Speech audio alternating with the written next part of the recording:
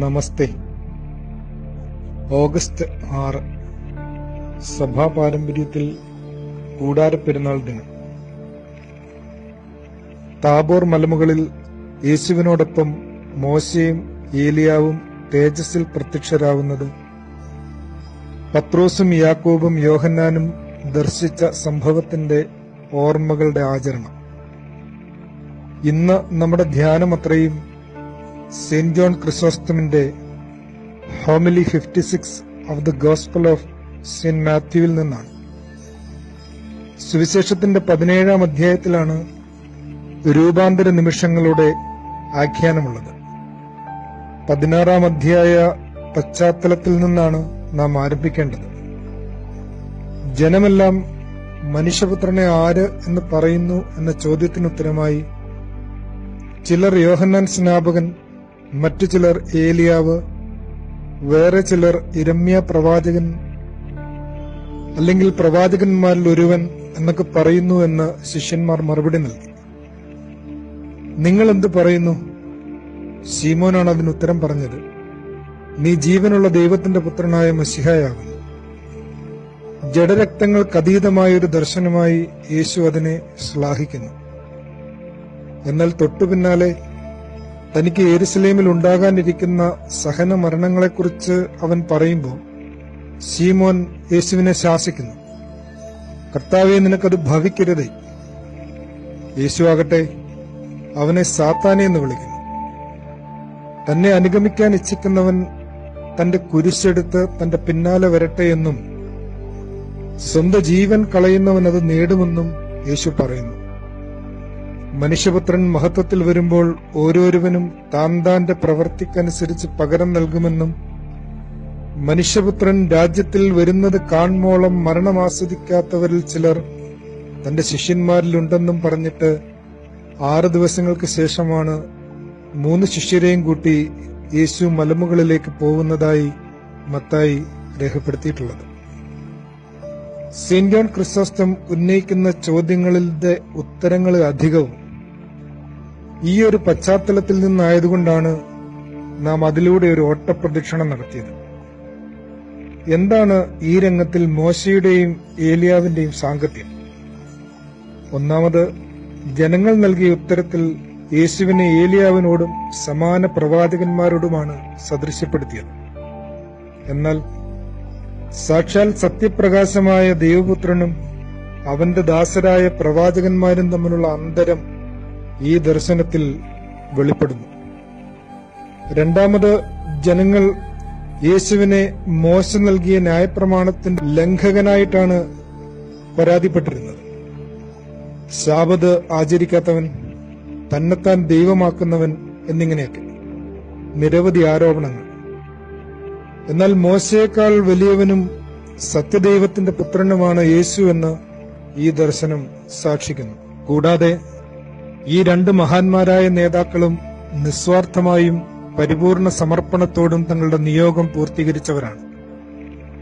അവരിൽ നിന്നും യഥാർത്ഥ ദൈവാനുസരണത്തിന്റെ പാഠങ്ങൾ തന്റെ ശിഷ്യന്മാർ ഉൾക്കൊള്ളേണ്ടതുണ്ടെന്നും യേശു ആഗ്രഹിക്കുന്നതായി സെന്റ് ജോൺ ക്രിസോസ്റ്റം പറയുന്നു. ഇരുവരും തങ്ങളുടെ സ്വജീവിതം ദൈവത്തിനായി നഷ്ടപ്പെടുത്തി അത് നേടിയവരാണ്. ഇരുവരും നിഷ്ഠൂരരായ ഭരണാധികാരികളോട് നിർഭയം എതിർത്തവരാണ്. ഇരുവരും വിഗ്രഹാരാധനകളിൽ നിന്ന് ദൈവജനത്തെ രക്ഷിച്ചവരാണ്. ഇരുവരും ഒട്ടും നയപരമല്ലാതെ തികച്ചും സത്യസന്ധമായി മാത്രം സംസാരിച്ചവരാണ്. ഇരുവരും സ്വന്തമായി ഒന്നും കരുതി വെക്കാതിരുന്നവരുമാണ്. ഈ മാതൃകകളെക്കുറിച്ച് സെന്റ് ജോൺ ക്രിസോസ്റ്റത്തിന്റെ വാക്കുകൾ തന്നെ നോക്കുക. Jesus brings them on the scene for this reason. He wanted his disciples to imitate their ability to lead, their energy, their determination, to become gentle like Moses, impassioned like Elijah, careful guardians like both of them.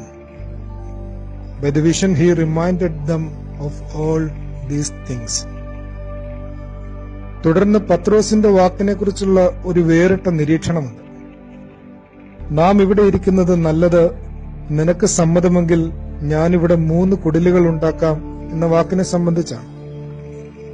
സാമാന്യഗതിയിൽ പത്രോസ് ആ ദർശനത്തിന്റെ മാസ്മരികതയിൽ മയങ്ങി അതിൽ സ്ഥിരവാസമാക്കുന്നതിന് ആഗ്രഹിച്ചുവെന്നാണ് നമുക്ക് തോന്നുക.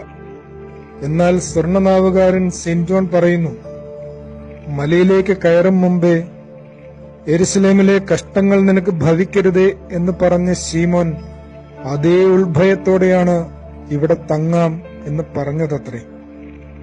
For since he saw the mountain, its great remoteness and its deserted character, he got the idea that there was a strong prospect of safety here. 3 കൂടാരവും അടിച്ചാൽ പിന്നെ യെരുശലേമിൽ പോവുകയും വേണ്ടല്ലോ. ഒപ്പം സീനായിൽ ദൈവത്തോട് സംസാരിച്ച മോശയും കർമ്മേലിൽ അഗ്നിയിറക്കി ഏലിയാവും സംരക്ഷണത്തിനുമുണ്ടല്ലോ.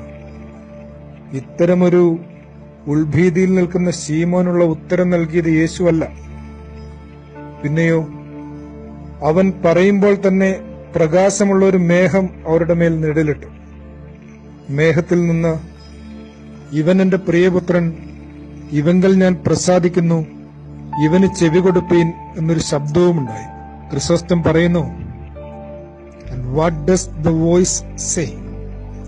If he is the beloved, Peter, do not be afraid, for it was necessary that you come to know his power and be assured about his resurrection. ഇതുവരെ നിനക്ക് ഭീതി മാറിയിട്ടില്ലെങ്കിൽ ഇപ്പോൾ ധൈര്യപ്പെടുക. ഈ മഹാദർശനത്തെക്കുറിച്ച് നമ്മെ സംബന്ധിക്കുന്ന ഒരു വാക്കുകൂടിയുണ്ട്. യേശുവിന്റെ വിശ്വരൂപ ദർശനം ഈ ശിഷ്യന്മാരെ പോലെ നമുക്കും കാണാൻ ഉള്ളതാണ്.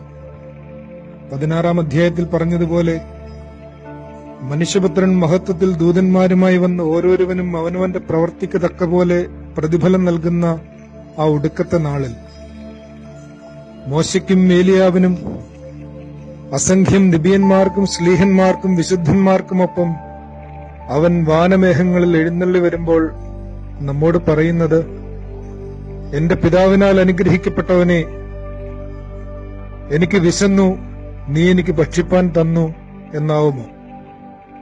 അതോ, കൊള്ളാം, ഉത്തമനും വിശ്വസ്തനുമായ ദാസ, നീ അല്പത്തിൽ വിശ്വസ്തനായിരുന്നു, ഞാൻ നിന്നെ അധികത്തിന് വിചാരകനാക്കും എന്നാവുമോ? അതോ, ദുഷ്ടനും മടിയനുമെന്ന് വിളിച്ച് കരച്ചിലും പല്ലുകടിയുമുള്ള ഇടത്തിലേക്ക് യാത്രയാക്കുമോ ഈ ദർശനം? എബ്രായ ലേഖനം പറയുന്നു, സകലവും അവന്റെ കണ്ണിന് നഗ്നവും മലർന്നതുമായി കിടക്കുന്നു, അവനുമായിട്ടാകുന്നു നമുക്ക് കാര്യമുള്ളത്. സെന്റ് ജോൺ ക്രിസോസ്റ്റത്തിന്റെ തന്നെ വാക്കോടെ അവസാനിപ്പിക്കട്ടെ. No one will appear rich there, no one poor or powerful or weak or wise or foolish or slave or free, but all these masks will be shattered, and there will simply be an examination of our deeds. അമ്മ മറിയമേ, ദൈവം ഇറങ്ങി വസിച്ച മൺകൂടാരമേ, പാപികളായ ഞങ്ങൾക്ക് വേണ്ടി അപേക്ഷിക്കണമേ. ആദരവോടെ സഖേർ.